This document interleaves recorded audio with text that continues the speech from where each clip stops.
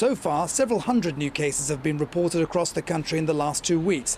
That pales in comparison to tallies in other parts of the world, but the Delta strain is testing the efficacy of Chinese vaccines. Right now, only shots made by Sinovac and Sinopharm are approved in the country, and authorities admit the antibodies they trigger are less effective against the Delta compared with other variants. China says it's administered more than 1.6 billion doses, enough to cover more than half of its entire population. It's not clear if the airport cleaners in Nanjing who got infected were inoculated.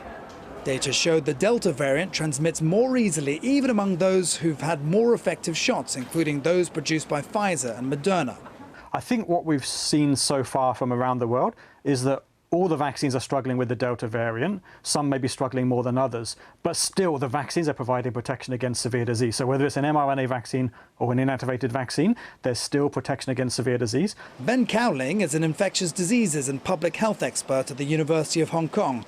He says China's zero-tolerance strategy to tackle fresh outbreaks, including this latest one, is the right approach for now. But even after that, I think we still have to think about the long-term strategy, because it's unlikely the virus is going to disappear.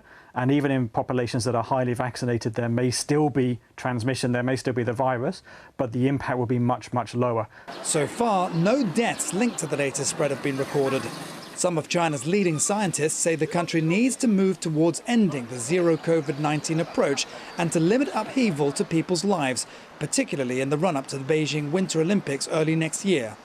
But even as this new wave has deepened doubts about the country's ability to stamp out the virus altogether, there's no sign the government plans to abandon its tactics just yet.